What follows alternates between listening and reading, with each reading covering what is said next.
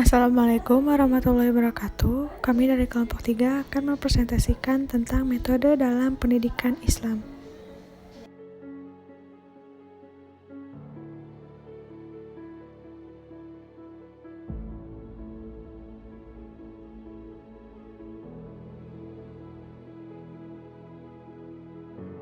Hakikat metode pendidikan Islam adalah prosedur umum dalam penyampaian materi untuk mencapai tujuan pendidikan didasarkan atas asumsi tertentu tentang hakikat Islam sebagai suprasistem. Tujuan metode pendidikan Islam yang pertama, menjadikan proses dan hasil belajar mengajar ajaran Islam lebih berguna dan berhasil guna. Yang kedua, menimbulkan kesadaran peserta didik untuk mengamalkan ketentuan ajaran Islam melalui teknik motivasi yang menimbulkan gairah belajar peserta didik. Tugas metode pendidikan Islam yang pertama, mengadakan aplikasi prinsip-prinsip psikologis dan pedagogis sebagai kegiatan antar hubungan pendidikan yang terrealisasi melalui penyampaian keterangan dan pengetahuan agar siswa mengetahui, memahami, menghayati, dan meyakini materi yang diberikan, serta meningkatkan keterampilan olah pikir. Yang kedua, membuat perubahan dalam sikap dan minat, serta memenuhi nilai dan norma yang berhubungan dengan pelajaran dan perubahan dalam pribadi dan bagaimana faktor-faktor tersebut diharapkan menjadi pendorong ke perubahan nyata. Baik, di sini saya akan menjelaskan tentang fungsi metode pendidikan Islam. Ada 3 fungsinya, yaitu yang pertama mengarahkan keberhasilan belajar, yang kedua memberi kemudahan kepada peserta didik untuk belajar berdasarkan minatnya masing-masing, dan yang ketiga mendorong usaha kerjasama dalam kegiatan belajar mengajar antara pendidik dengan peserta didik. Di samping itu, dalam uraian tersebut ditunjukkan bahwa fungsi metode pendidikan adalah memberi inspirasi pada peserta didik melalui proses hubungan yang serasi antar pendidik dengan peserta didik yang seiring dengan bertujuan pendidikan Islam. Baik, tadi kita sudah membahas tentang fungsi metode pendidikan Islam. Selanjutnya kita membahas tentang prosedur pembuatan metode pendidikan, yaitu yang pertama, tujuan pendidikan Islam. Tujuan pendidikan Islam itu mencakup 3 aspek. Yang pertama, aspek kognitif yang mencakup tentang pembinaan akal pikiran seperti kecerdasan, kepandaian, dan daya nalar. Yang kedua, aspek afektif. Aspek afektif mencakupi tentang pengembangan hati seperti pengembangan rasa, kesadaran, kepekaan emosi, dan kematangan spiritual. Yang ketiga, aspek psikomotorik yang mencakup pembinaan jasmani seperti sehat badan dan mempunyai keterampilan. Yang kedua, peserta didik. Faktor ini digunakan untuk menjawab pertanyaan untuk apa dan bagaimana metode itu mempunyai pengembangan peserta didik dengan mempertimbangkan berbagai tingkat kematangan, kesanggupan, dan kemampuan yang dimilikinya. Yang ketiga, situasi. Faktor ini digunakan untuk menanyakan kondisi di lingkungan yang mempengaruhinya. Yang keempat, fasilitas. Faktor ini termasuk juga faktor yang mempunyai berbagai fasilitas dan kuantitasnya. Yang kelima, pribadi peserta didik. Faktor ini digunakan untuk menjawab pertanyaan oleh siapa serta kompetensi dan kemampuan profesionalnya yang berbeda-beda. Oke, tadi kita sudah mempelajari tentang prosedur metode pembuatan peserta didik. Selanjutnya kita belajar tentang asas-asas pelaksanaan metode pendidikan, yaitu yang pertama, asas motivasi. Asas motivasi adalah pendidik harus berusaha membangkitkan minat peserta didiknya sehingga seluruh perhatian mereka tertuju dan terpusat kepada bahan ajaran yang mereka sedang pelajari. Selanjutnya, asas peragaan. Asas peragaan yaitu pendidikan memberikan variasi dalam cara mengajarkan dengan mewujudkannya bahan-bahan yang diajarkan secara nyata, baik dalam bentuk aslinya maupun tiruan atau model. Dalam pepatah Arab dikatakan, tindakan itu lebih baik daripada diucapkan. Sabda Nabi SAW, "Shollu kama ra'aitumuni usolli." Salatlah kalian sebagaimana melihat aku salat. Hadis riwayat Muslim. Selanjutnya, asas konsentrasi. Asas konsentrasi yaitu asas yang memfokuskan pada suatu pokok masalah tertentu dari seluruh bahan pengajaran untuk melaksanakan tujuan pendidikan serta memperhatikan peserta didik dalam segala aspeknya. Asas ini dapat diupayakan dengan memberikan masalah yang menarik seperti masalah yang baru muncul. Ali bin Abi Thalib berkata, Akbil ala syarik, hadapkanlah konsentrasimu pada urusanmu. Selanjutnya, asas evaluasi. Asas evaluasi adalah asas yang memperhatikan hasil dari penilaian terhadap kemampuan yang dimiliki peserta didik sebagai feedback pendidik dalam memiliki cara mengajar. Asas evaluasi tidak hanya diperuntukkan bagi peserta didik, tetapi bagi pendidik juga, yaitu sejauh mana keberhasilan dalam menunaikan tugasnya. Selanjutnya, asas globalisasi. Asas globalisasi adalah asas dia sebagai akibat pengaruh psikologi totalitas, yaitu peserta didik bereaksi terhadap lingkungan secara keseluruhan, tidak hanya secara intelektual tetapi secara fisik, sosial, dan lain sebagainya. Yaitu selanjutnya asas tentang aktivitas. Asas tentang aktivitas dalam proses belajar mengajar, peserta didik harus diberikan kesempatan untuk mengambil bagian yang aktif, baik rohani maupun jasmani, terhadap pengajaran yang diberikan secara individual maupun kolektif. Asas ini menghindari adanya verbalistis bagi peserta didik. Selanjutnya ada asas ulangan. Asas yang merupakan usaha untuk mengetahui taraf kemajuan atau keberhasilan peserta didik dalam pengetahuan, keterampilan, serta sikap setelah mengikuti pengajaran sebelumnya. Selanjutnya, asas individualisasi. Asas individualisasi yaitu asas yang memperhatikan perbedaan-perbedaan individu, baik pembawaan dan lingkungan yang meliputi seluruh peserta didik, seperti perbedaan jasmani, watak, integrasi, bakat, serta lingkungan yang mempengaruhinya. Aplikasi asas ini adalah pendidik dapat mempelajari pribadi setiap peserta didik. Selanjutnya, asas kebebasan. Asas kebebasan yaitu asas yang memberikan keleluasaan, keinginan, dan tindakan bagi peserta didik dengan dibatasi atas kebebasan yang mengacu pada hal-hal yang positif. Selanjutnya, asas pusat-pusat minat. Asas pusat-pusat minat yaitu asas yang memperhatikan kecenderungan jiwa yang tetap ke jurusan suatu hal yang berharga bagi seseorang. Sesuatu berharga apabila sesuai dengan kebutuhan. Selanjutnya, asas pembiasaan. Asas pembiasaan yang memperlihatkan kebiasaan yang dilakukan oleh peserta didik. Pembiasaan merupakan upaya praktis dalam pembinaan dan pembentukan peserta didik. Selanjutnya ada asas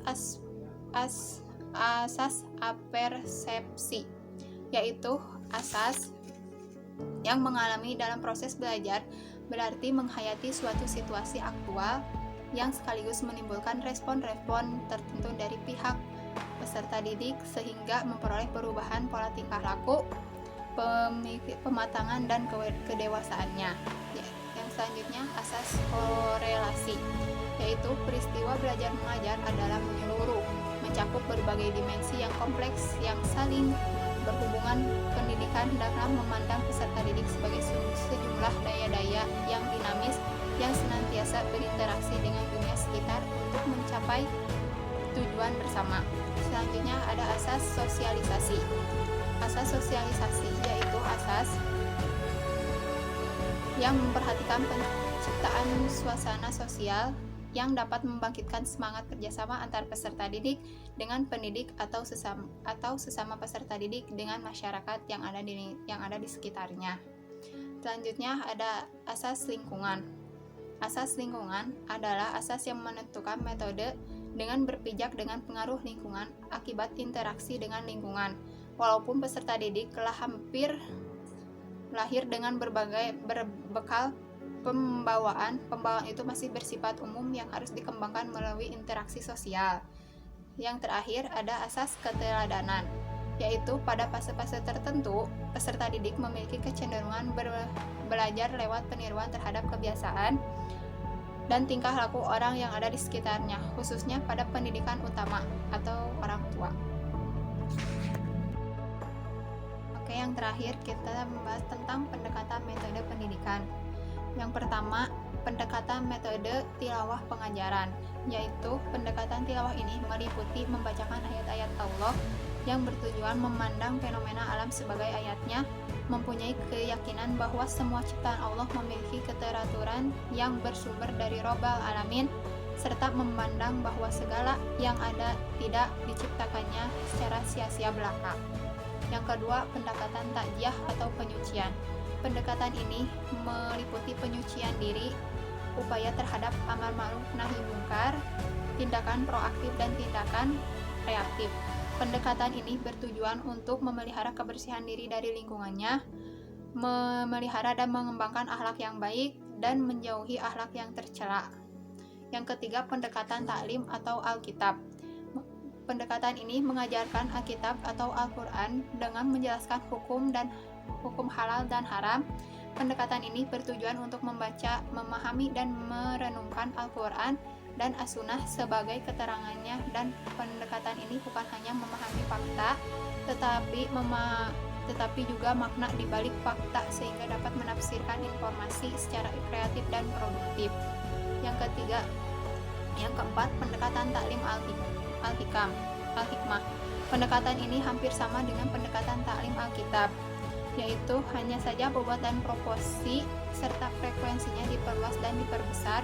Indikator utama pendekatan ini adalah mengadakan perenungan reflective thinking, reinovasi, dan interpretasi terhadap pendekatan taklim Alkitab. Yang kelima, yu'alim kum ma'lam takunu ta'lamu. Suatu pendekatan yang mengajarkan suatu hal yang memang benar-benar asing dan belum diketahui, sehingga pendekatan ini membawa peserta didik pada suatu alam pemikiran yang benar-benar luar biasa. Pendekatan ini mungkin hanya dapat dinikmati oleh Nabi dan Rasul saja, seperti adanya mukjizat, sedangkan manusia biasa hanya bisa menikmati sebagian kecilnya saja. Yang keenam, pendekatan islah atau perbaikan. Pelepasan beban dan berlagu-lagu yang bertujuan memiliki kepekaan terhadap penderitaan orang lain, sanggup menganalisis kepincangan-kepincangan yang lemah, memiliki komitmen memihak bagi kaum yang tertindas, dan berupaya menjabatani perbedaan pemahaman. Selanjutnya ada metode pendidikan Islam. Metode pendidikan Islam ada 6 metode. Yang pertama, metode diakronis. Yang kedua, metode sinkronis analisis. Yang ketiga, metode problem solving atau hil al-muskilat. Yang keempat, ada metode empiris atau tajribiyah. Yang kelima, metode induktif atau al-istiqraiyah. Yang keenam, ada metode deduktif.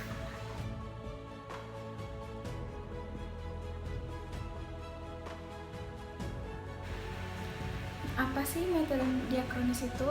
Metode diakronis adalah suatu pemahaman terhadap kepercayaan, sejarah, atau kejadian dengan melihatnya sebagai suatu kenyataan yang memiliki kesatuan yang mutlak dengan waktu, tempat, kebudayaan, golongan, dan lingkungan tempat kepercayaan sejarah dan kejadian itu muncul.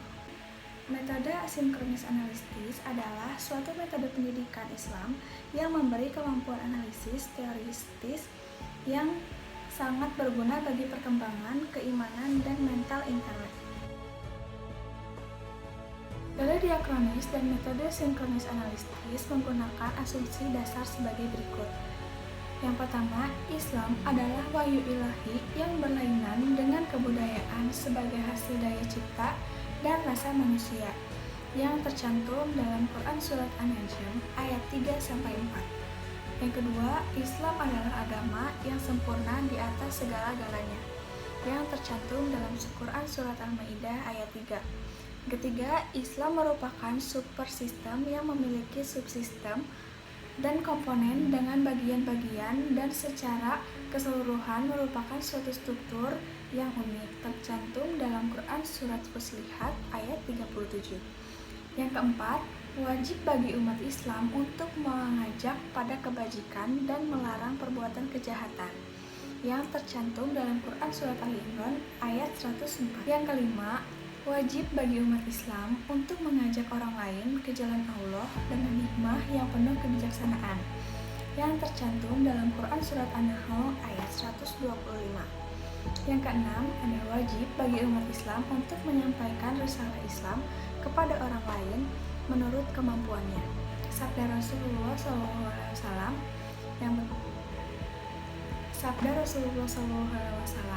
sampaikan dariku walaupun seayat saja. Hadis riwayat Bukhari, Tirmizi, dan Ahmad.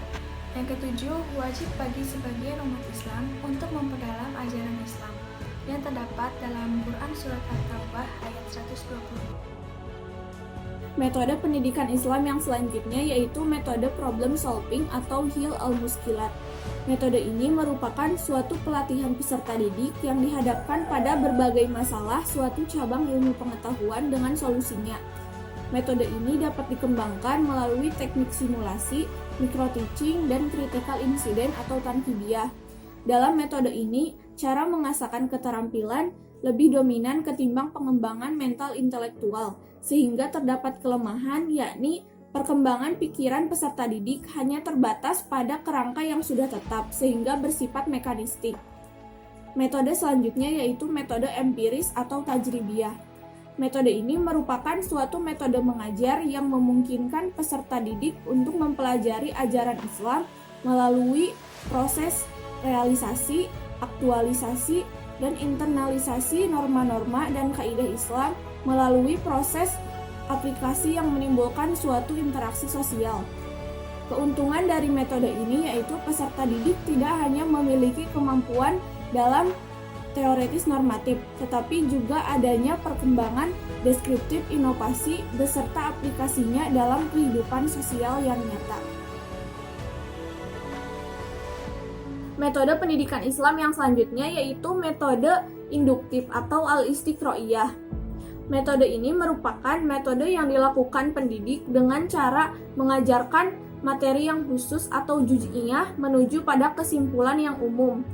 Metode ini bertujuan agar peserta didik dapat mengenal kebenaran-kebenaran dan hukum-hukum yang umum setelah melalui riset. Adapun prosedur pelaksanaannya dapat dilakukan melalui 4 tahap. Yang pertama, adanya penjelasan dan penguraian serta penampilan pokok pikiran yang baru. Yang kedua, menampilkan pokok-pokok pikiran dengan cara menghubung-hubungkan masalah tertentu sehingga dapat mengikat bahasan untuk menghindari bahasan yang tidak relevan. Yang ketiga, identifikasi masalah dengan mensistematiskan unsur-unsurnya. Yang keempat, aplikasi formula baru tersebut. Metode pendidikan yang selanjutnya yaitu metode deduktif. Metode ini merupakan metode yang dilakukan pendidik dalam pengajaran ajaran Islam melalui cara menampilkan kaidah yang umum, kemudian menjabarkannya dengan berbagai contoh masalah sehingga menjadi terurai.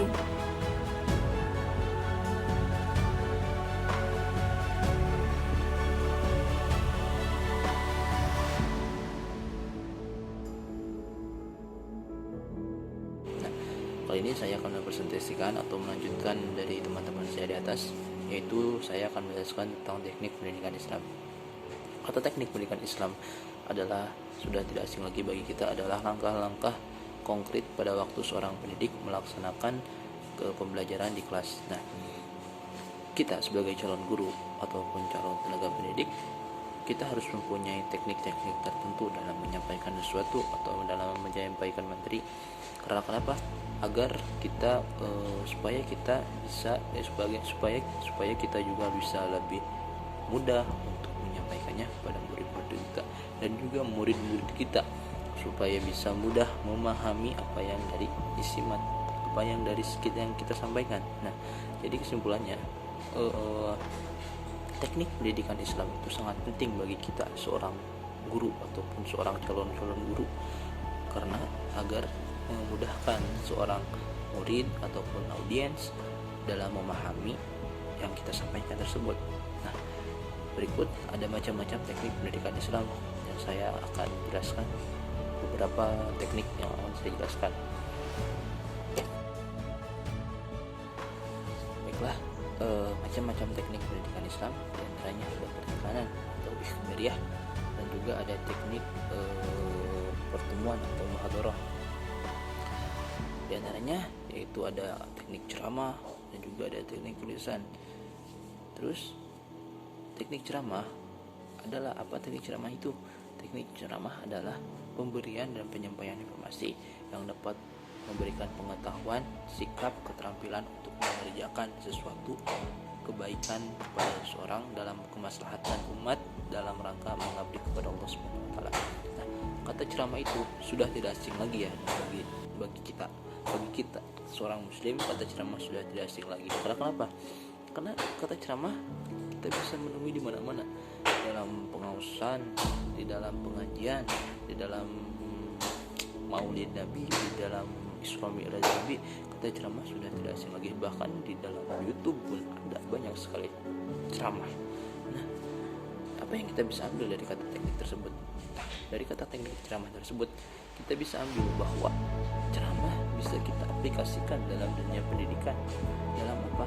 Dalam upaya menyampaikan kebaikan kepada murid-murid kita, menyampaikan ilmu kepada murid-murid kita. Kenapa? Agar dapat dipahami oleh murid-murid kita. Terus yang kedua ada teknik tulisan. Antara teknik tulisan dan juga teknik ceramah itu sangat berkesinambungan. Karena kenapa? Karena kita tidak bisa ceramahkan, kita hanya mendengarkan. Belum tentu kita bisa paham seutuhnya dalam mendengarkan ya, sekali ya mungkin kita tahu apa, tapi lama-lama sehari 2 hari atau sebulan pasti kita akan lupa. Karena manusia juga kan makhluk yang berubah, al-insan al-khata wa nisyan. Manusia itu tempatnya kesalahan dan oleh karena itu kita adalah teknik tulisan atau kitabah. Karena kenapa ya, setidaknya kan kalau kita lupa kita masih bisa catatan kita masih bisa melihat buku kita karena kita ada catatan atau kitabah. Nah, oleh karena itu teknik tulisan juga harus diterapkan dalam metode pendidikan Islam karena itu sangat penting sekali bagi kita, bagi seorang siswa juga, bagi semuanya, karena tulisan itu sangat penting. Baiklah, kali ini kita akan menjelaskan teknik dialog atau teknik dialog, teknik dengan biar masalah dilakukan dialog teknik dengan bahasa Indonesia seperti ini juga tidak asing di kehidupan kita. Dialog kita sama dengan teman, keluarga itu juga makanya pendidikan Islam, dalam teknik pendidikan Islam dialog itu diterapkan dalam pendidikan. Karena kenapa ya? Setidaknya ya kalau kita berdialog antara siswa dengan guru itu bisa menambah wawasan. Karena ya salah satunya yaitu dengan teknik bertanya jawab. Nah, teknik bertanya jawab itu kan juga termasuk teknik dialog. Agar siswa dengan guru bisa berinteraksi, bisa saling bertanya jawab, siswa bisa bertukar pikiran dengan guru. Apa yang siswa tidak tahu bisa tahu karena dijawab oleh seorang guru. Nah, itu kan teknik berdialog, teknik berbicara. Nah, makanya dalam metode pendidikan Islam, dalam teknik pendidikan Islam, teknik dialog itu diterapkan dalam pendidikan Islam karena itu salah satu bagian penting dalam pengajaran ataupun dalam pengajaran pendidikan Islam. Oke, baiklah, mungkin hanya itu yang bisa saya presentasikan. Maaf bila ada kekurangan. Bila taufiq wal hidayah. Assalamualaikum warahmatullahi wabarakatuh, dan akan dilakukan oleh teman-teman saya. Teknik bercerita mengungkapkan peristiwa-peristiwa bersejarah yang mengandung ibroh bagi seluruh umat manusia di segala tempat dan zaman. Teknik metafora atau al-amsal, perumpamaan baik berupa ungkapan, gerak maupun melalui gambar-gambar. Di antaranya simbolisme verbal, menggunakan bahasa-bahasa simbol yang dapat menarik minat pendengar. Teknik karya wisata atau arihlah al-ilmiah, penyajian suatu bahan pelajaran dengan membawa peserta didik pada objek yang akan dipelajari secara langsung di luar kelas.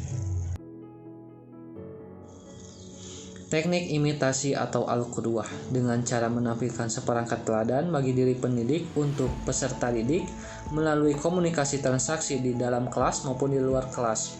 Di antaranya teknik uswatun hasanah, teknik demonstrasi, dan dramatisasi atau atobik, teknik permainan dan simulasi atau game and simulation, teknik drill atau al-mumarosah al-amal, dengan cara memberikan pekerjaan pada peserta didik secara kontinu agar peserta didik dapat terbiasa melakukannya, antara lain teknik inquiry atau kerja kelompok, teknik discovery atau penemuan, teknik micro teaching, teknik mode belajar, dan teknik belajar mandiri atau independent study.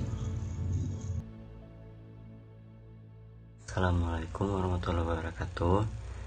Saya Muhammad Zaini Irfan akan melanjutkan materi tentang metode pendidikan Islam, yakni yang pertama teknik pengambilan pelajaran dari suatu peristiwa atau bisa disebut ibrah.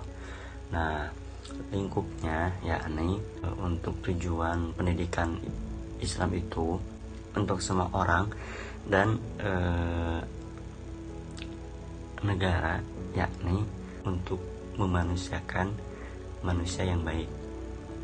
Nah, dari sini kita tahu bahwa dengan melakukan suatu metode atau ikhtiar, di sini saya mengambil teknik pengambilan pelajaran dari suatu peristiwa itu ibrah. Yang pertama ada eksperimen. Eksperimen yakni bisa dibilang suatu percobaan. Suatu percobaan itu kita lebih sering akan mengetahui kesalahan kita di mana, dan dari kesalahan itu kita bisa mengambil pelajaran dari. Yang kedua, poin kedua, teknik penyajian kerja lapangan. Teknik penyajian kerja lapangan itu kita bisa disuruh ataupun kita melakukan metode dengan penyajian kerja lapangan langsung turun ke lapangan tersebut. Jadi kita akan mengetahui kerja lapangan dari suatu itu dan mengetahui akan kesalahannya, dan hasil dari itu kita akan mengambil pelajaran dari suatu peristiwa itu. Nah, itu akan lebih cepat menyampaikan kita akan ke tujuan pendidikan metode Islam. Poin ketiga, teknik penyajian secara kasus, dan poin yang keempat yakni teknik penyajian non direct type. Nah, teman-teman, kita akan melanjutkan ke metode pendidikan Islam. Poin yang kedua, 2 garis besar, yakni teknik pemberian janji dan ancaman tagrib wa ta'rib, bisa dibilang begitu. Yakni poin yang pertamanya mencakup atau melingkup teknik pemberian bimbingan dan ampunan. Nah, di sini kita mengetahui teknik pemberian bimbingan dan ampunan itu, kita mengetahui bakat ataupun minat suatu siswa, dan kita sebagai pendidik harus memberi bimbingan dan ampunan. Nah, jadi bisa dibilang kita akan memberi cobaan ataupun memberi pelajaran terhadap suatu murid. Nah, poin yang kedua yakni pemberian motivasi dan peringatan, atau bisa dibilang ataswik wa at-tazkir. Nah, lalu poin yang ketiga yakni teknik anugerah dan hukuman, atau bisa dibilang sawab wa iqob. Nah, lanjut metode pendidikan Islam, tekniknya yakni koreksi dan kritik, atau bisa dibilang sini dengan cara pembahasan dan penyelidikan terhadap suatu topik materi dalam suatu buku ini atau buku yang lain, atau buku yang lain, ataupun pendapat seseorang guru yang disuguhkan untuk kemudian cara mencari kelemahan-kelemahannya dan dapat dibandingkan dengan pendapat atau buku lain. Nah, di sini tekniknya yakni koreksi dan kritik. Bisa dibilang di sini menyuguhkan suatu pendapat pun dikoreksi, jadi lebih cepat kepada tujuan metode pendidikan Islam. Lanjut ke teknik perlombaan atau bisa dibilang al-musabaqah. Dengan cara teknik ini kita bisa memberikan pelajaran kepada upaya yang bersifat kompetisi antara peserta didik satu dengan peserta didik yang lainnya. Nah, di sini akan menyemangati suatu siswa pendidik. Kita akan mengetahui bakat, akan minat dan kemampuan suatu murid tersebut. Nah, bisa dibilang ini akan memberikan dorongan. Ini bisa melingkup yang pertama teknik imla ataupun dikte, yang kedua teknik muhadasah ataupun dialog, yang ketiga teknik insya wa ta'liyah atau mengarang.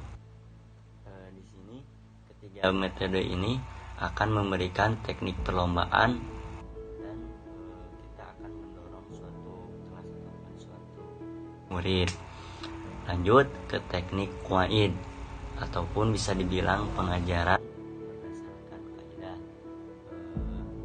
Suatu teknik ini yang digunakan oleh seorang pendidik untuk menjelaskan kaidah-kaidah bahasa yang benar sesuai dengan cara peserta didik membaca atau menulis suatu bacaan. Nah, di sini di teknik qawaid ini kita akan latih